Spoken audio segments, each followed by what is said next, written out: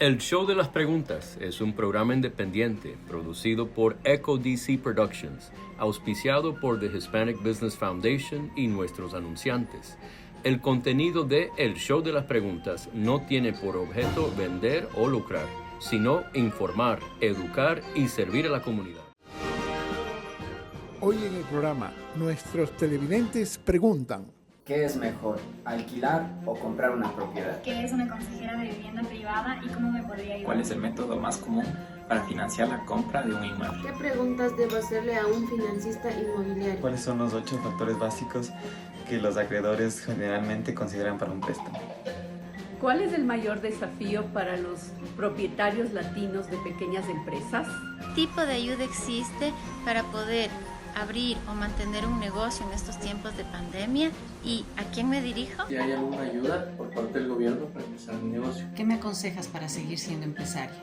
Además, en el programa, en los últimos años se han registrado millones de ataques a las computadoras de individuos y empresas por delincuentes que engañan a sus víctimas con correos y enlaces falsos que acaban secuestrando sus computadoras a cambio de dinero.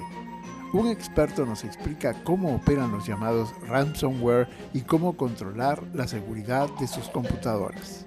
En nuestro panel de expertos, el día de hoy, tenemos a Gracia Cortés, especialista senior en desarrollo de programas de vivienda y empoderamiento financiero en Unidos US.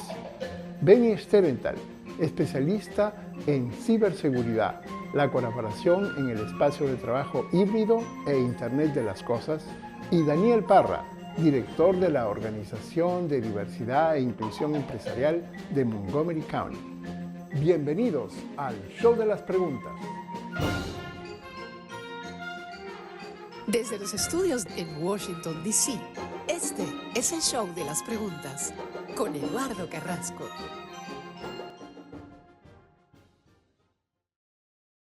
En los próximos 20 años, el 70% de los nuevos propietarios serán hispanos.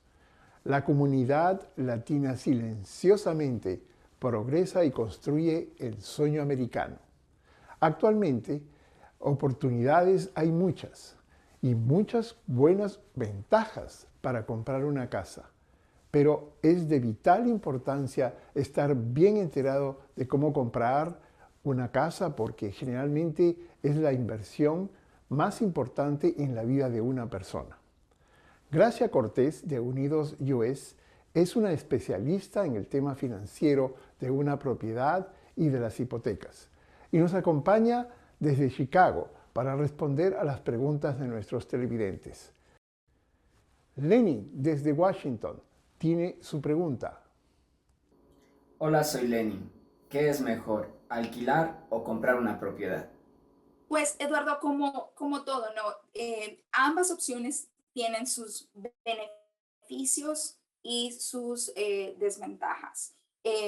Cuando uno compra la propiedad, el beneficio más grande al que uno está teniendo acceso es el beneficio de crear un patrimonio que se puede heredar a quien usted pues decida, o el simple hecho de que cuando uno termina de pagar la hipoteca, el beneficio no solo de vivir en la casa, sino de vender la propiedad y ser beneficiario del dinero, es de uno. Cuando uno es inquilino y está pagando una renta mensual, no existe la oportunidad en ningún momento de recuperar ninguna porción de ese dinero que uno está gastando mensualmente.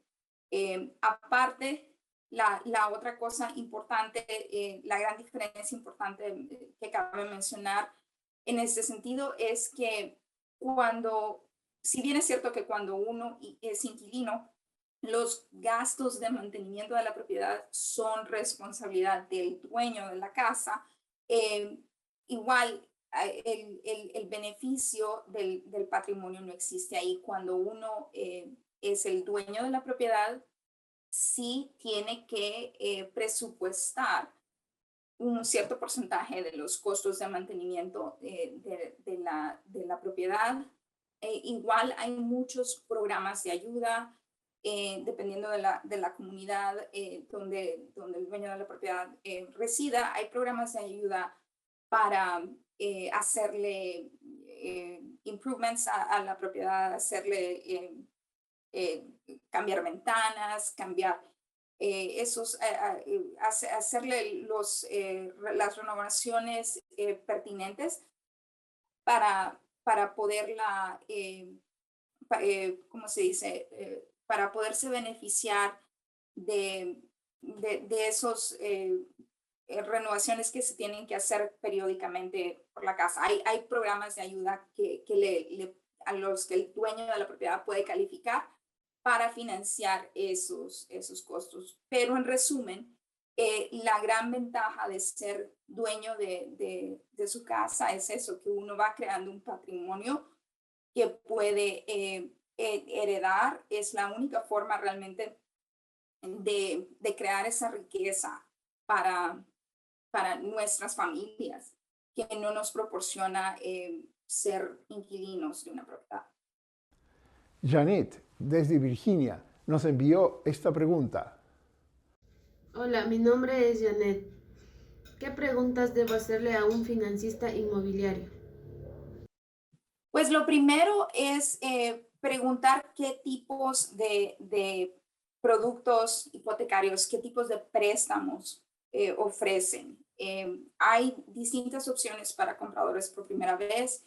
La mayoría de las instituciones financieras, de los bancos, de los brokers ofrecen tanto hipotecas que son amparadas por la Administración Federal de Vivienda, que ofrecen la opción de comprar con un enganche de 3,5%. También hay préstamos convencionales con enganche de 3%. Entonces, lo primero es eso, informarse sobre cuáles son las opciones que ofrece el prestamista, cuánto es el monto del enganche que se necesita, cuáles son los costos de cierre. Es importante obtener una lista detallada de los costos de cierre.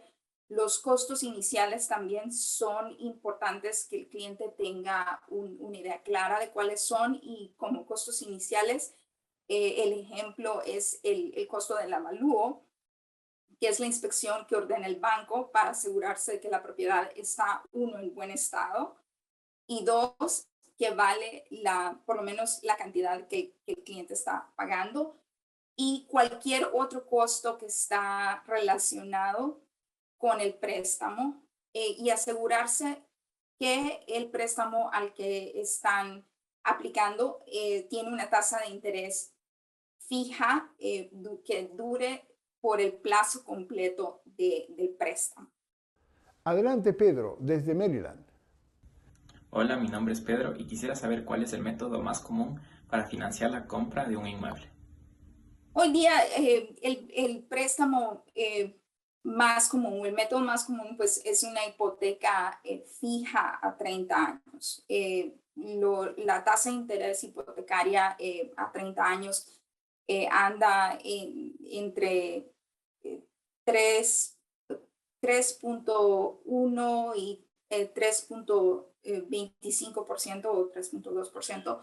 Entonces están las tasas de interés muy bajas, por eso la mayoría de las familias optan por una hipoteca de 30 años a plazo fijo. Erika, desde Virginia, nos envió esta pregunta. Hola, soy Eric y quería preguntarles cuáles son los 8 factores básicos que los acreedores generalmente consideran para un préstamo. Claro que sí. El prestamista hipotecario necesita analizar primero o estudiar el historial de empleo del aplicante, el tipo de empleo, es decir, es la persona empleada con una W2 o es un empleado independiente que recibe una 1099, entonces el tipo de empleo, el historial de crédito, porque por lo general el prestamista necesita que el cliente tenga un historial de crédito entre año y medio y 2 años, donde existan por lo menos 2 líneas de crédito que estén siendo consistentemente reportadas todos los meses, las declaraciones de impuestos de los últimos 2 años, donde el ingreso sea consistente al ingreso actual del cliente. La calificación de crédito es muy importante. Dependiendo del tipo de programa, hay calificaciones de crédito mínimas que el cliente necesita tener para poder calificar, las reservas para pagar el enganche o la prima y los costos de cierre. El prestamista necesita asegurarse que la persona tiene la cantidad necesaria para cubrir el enganche y cubrir los costos de cierre. También el prestamista pone atención a si la propiedad va a ser ocupada por la persona que está aplicando para el préstamo o no. Eso es importante para el prestamista porque si la persona que está aplicando al préstamo no va a residir en la propiedad, entonces la tasa de interés tiende a ser más alta, y el tipo de propiedad también es importante. Con el tipo de propiedad me refiero a si la propiedad que se está comprando es una propiedad individual, un single family home, o una propiedad, y puede ser single family home, de hecho, que sea condominio o que sea una casa individual, o si la propiedad es una propiedad de 2 a 4 unidades. Esto es importante porque el tipo de propiedad también puede afectar la cantidad de dinero que se necesita para el enganche. Entonces, esos son los factores generales que cuando uno contacta al prestamista o al oficial de crédito, la información básica que ellos van a necesitar. Cuando volvamos, todo lo que se necesita saber para preservar la información de nuestra empresa de los hackers.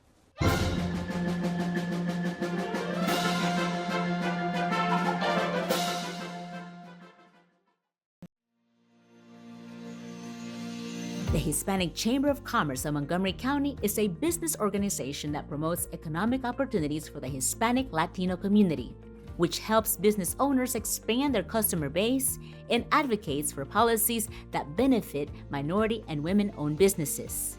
Join today at hccmc.org. The Hispanic Chamber of Commerce of Montgomery County, tu cámara.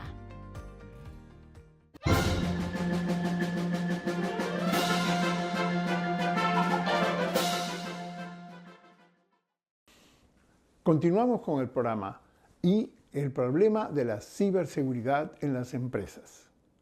Solo este año, más de 2 docenas de agencias gubernamentales en Estados Unidos se han visto afectadas, según los expertos, por piratas de software.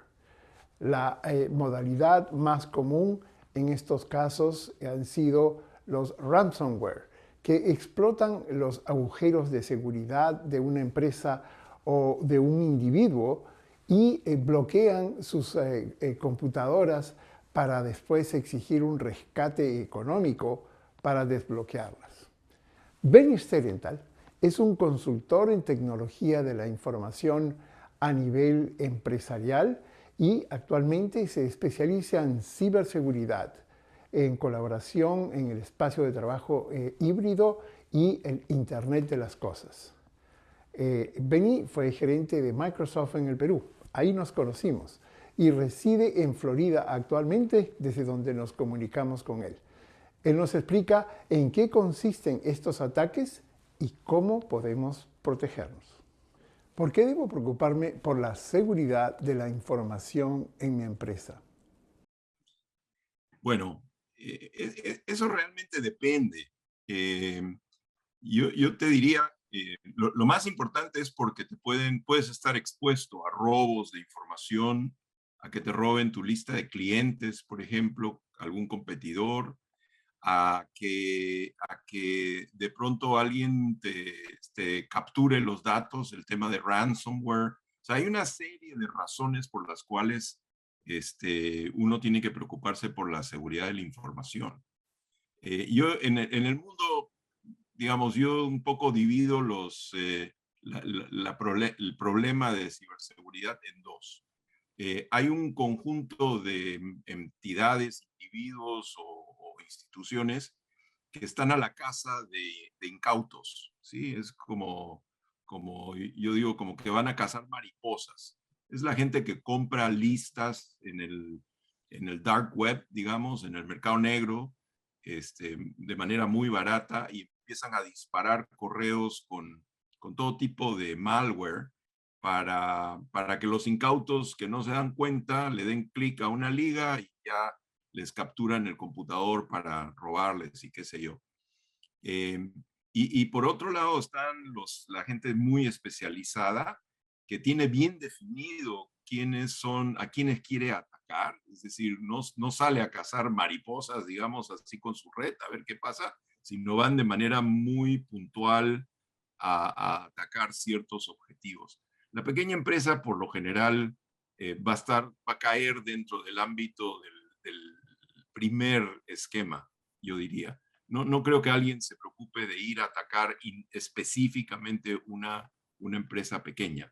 Normalmente los ataques dirigidos van a empresas bastante más grandes. Entonces, pero igual es importante protegerse porque puede ser muy incómodo que te roben información, ¿verdad? ¿Cuáles son las principales amenazas en el tema de la ciberseguridad en este momento? Mira, la que más está ahorita dando vueltas en el mercado ya desde hace un par de años es el tema de ransomware, donde alguien entra, toma el control de tu computador, te encripta la data y básicamente te paraliza. Es decir, no puedes vender, no puedes captar nuevos clientes, en muchos casos no te puedes comunicar con los clientes. El ransomware es realmente un problema y normalmente los atacantes te van a pedir, digamos, un monto importante por el rescate de tus datos, y así lo pagues, tampoco tienes la seguridad de que los vas a recibir de regreso. En los últimos meses hubieron 2 ataques de esa naturaleza muy reconocidos, muy conocidos en el mercado. El primero es que pararon la distribución de gasolina en todo el este de los Estados Unidos. No sé si recuerdas, hace unos meses hubo ese problema. Y el otro es que atacaron una empresa que es un productor de carne. La empresa, bueno, no la voy a mencionar por nombre, pero una empresa muy grande, un productor de carne muy importante, y le pararon la producción en los Estados Unidos, la producción y la distribución. Entonces, imagínate que eso le pase. Una empresa grande de pronto tiene más recursos, una empresa pequeña no va a tener el tipo de recursos que necesita necesariamente para solucionar rápidamente el problema. Fuera del ransomware, el robo de información o que te alteren la información de tu base de datos es otro gran peligro, ¿no? Cuando volvamos, consejos prácticos para los propietarios de las empresas y los que quieren convertirse en empresarios en Montgomery County.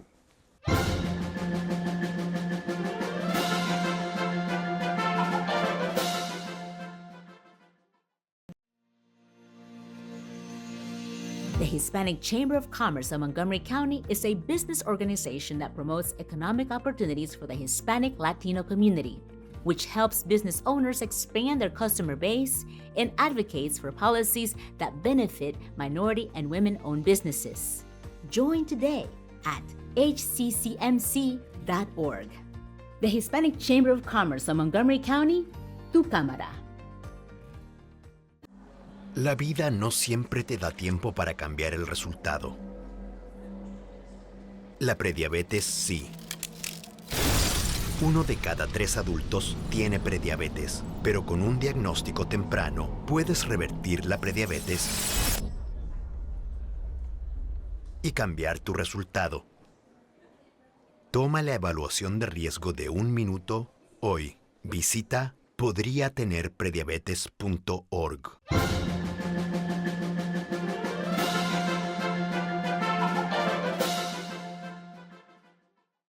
Continuamos con el programa. A continuación, consejos prácticos para empresarios en Montgomery County.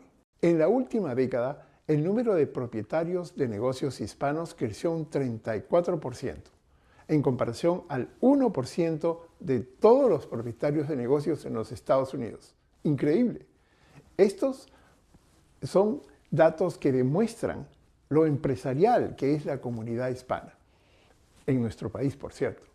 Daniel Parra tiene más de 20 años como un especialista en la capacitación empresarial. Ha trabajado con la comunidad hispana en corporaciones y organizaciones sin fines de lucro. Actualmente es director del Business Diversity and Inclusion de Montgomery County. A continuación responde a las preguntas de estos televidentes. Adelante, Elena, con su pregunta. Hola, soy Eliana. ¿Cuál es el mayor desafío para los propietarios latinos de pequeñas empresas? Ayude a entender si vale la pena hacer la inversión, etc. Nos encontramos, por ejemplo, con gente que ya tiene el capital y lo que hace es que lo arriesga de una forma muy cándida, si se puede utilizar esa palabra. Vendieron su casa en Centroamérica y tienen cómo abrir un restaurante y quieren abrir el restaurante porque los amigos y la familia le han dicho que cocina muy sabroso. Hasta ahí no hay problema. El problema es que hay otras necesidades y hay otras cosas que tener en cuenta antes de invertir en la venta de esa casa en Centroamérica, en la compra de un restaurante y mirar a ver qué pasa. Entonces, acceso a capital, pero también el uso de ese capital. Y requiere de entrenamiento y requiere de unos conocimientos adicionales, no solamente el de los skills profesionales, el de los conocimientos profesionales del área en el que quieren abrir su negocio. Requiere entonces un poco de preparación, un plan de negocios, un plan de mercadeo, un plan financiero. Yo sé que para nosotros, que estamos muy hechos acostumbrados a desarrollar los negocios como los desarrollamos en nuestros países, suena un poco complicado, pero realmente si queremos tener éxito en Estados Unidos requerimos pasar por esos otros pasos. O sea, la respuesta en resumen es, una de las primeras necesidades es acceso a capital, pero de ahí se derivan las otras: entrenamiento, conocimientos, mercadeo. Y finalmente, algo que me parece muy importante destacar en este programa es el concepto de conexiones. Las cámaras de comercio cumplen esa función y hay que aprovecharlas. Las cámaras de comercio en Estados Unidos funcionan muy diferente que en nuestros países. En nuestros países es un requisito de gobierno obtener una certificación o un registro de cámara de comercio para poder funcionar y poder poner un papel en una pared de nuestro negocio. Aquí es distinto. Aquí es a voluntad del dueño de negocios, pero requiere que entendamos para qué nos unimos a una cámara de comercio. Y el conectarnos con otros negocios es una de las muy grandes ventajas que tiene unirse a una cámara de comercio. Obtener entrenamientos, obtener incluso defensa de nuestros derechos también en términos de políticas gubernamentales que puedan afectar nuestro sector. María Elena, desde Virginia, nos envió esta pregunta. Hola, mi nombre es María Elena y mis preguntas son: ¿qué tipo de ayuda existe para poder abrir o mantener un negocio en estos tiempos de pandemia? ¿Y a quién me dirijo? Los negocios requieren de apoyos. Hay incentivos en términos de gobiernos locales, gobiernos estatales y gobiernos federales, y el gobierno federal. Pero sinceramente, pienso que la ayuda es apenas lo que se denomina en inglés the cherry on top of the cake, la cereza encima del pastel. Porque ningún dueño de negocio debería abrir una empresa basado en las ayudas que haya disponibles. Un dueño de negocio abre porque tiene un plan que le va a permitir tener éxito. Adicionalmente, si hay unas ayudas, pues eso sería adicional, pero no es lo más importante. Contestando mejor la pregunta o más ampliamente, hay muchas ayudas a niveles los que acabo de mencionar. Hay que conocerlos, hay que saber cuándo aplicar, hay que saber qué gobiernos ofrecen y qué ofrecen para diferentes sectores. Por ejemplo, el gobierno del condado de Montgomery, a través de un programa federal, tiene establecidas unas zonas de desarrollo económico. Hay 14 zonas de desarrollo que se llaman Hub Zones, o Opportunity Zones también se llaman, y zonas de oportunidad. Entonces, si conocemos esos programas, si conocemos de esos detalles, podremos saber si el negocio donde lo estamos abriendo pertenece a una de esas zonas de oportunidad y qué requisitos hay para que podamos participar de esas ayudas. Es solo por dar un ejemplo, pero hay muchos, Eduardo. Amparo, adelante con su pregunta. Hola, soy Amparo. Mi pregunta es, tuve que cerrar mi tienda de servicio al público. ¿Qué me aconsejas para seguir siendo empresaria? Bueno, la primera respuesta para eso definitivamente es, hay que evaluar cuál fue la causa para cerrar la tienda. Hay que aprender la lección y hay que saber qué fue lo que no funcionó para corregirlo. De pronto hay cambios en el mercado y en estos tiempos es una de las cosas más comunes y es que se cambiaron las condiciones de mercadeo. Yo tenía una tienda de venta de ropa, por decir algo, muy bien ubicada en alguna parte, ¿no? En Rockville o en Gatesburg. Y llega la pandemia, llegan todos estos cambios de mercado y la gente no puede asistir, se tuvo que cerrar la tienda, etcétera. Entonces tuvo que reinventarse este dueño de negocios y tuvo que empezar a vender en línea. Entonces tuvo que aprender a conocer social media, tuvo que aprender a conocer los elementos electrónicos y digitales para vender. Es decir, en una sola palabra, lección aprendida, llegó una situación difícil y tuvo que cambiar el rumbo del negocio hacia otro y continuar siendo dueño de negocios. Evaluación en primer lugar. Segundo, tomar acción para hacer los cambios necesarios. Y tercero, identificar el pro y el contra de los cambios en la nueva etapa de un negocio o como empresario. Gracias a Benny Sterenthal, Gracia Cortés y Daniel Parra por su participación en el programa. Esperamos tenerlo nuevamente entre nosotros. Es todo por hoy. Gracias por su sintonía y síganos en Facebook y YouTube, donde siempre tenemos novedades y donde también ustedes pueden dejarnos sus preguntas para responderlas en el programa. Y recuerden, si tiene preguntas, nosotros tenemos las respuestas en el Show de las Preguntas. La versión completa de las entrevistas que usted ve en el programa se encuentran en nuestras páginas de Facebook y en el canal de YouTube.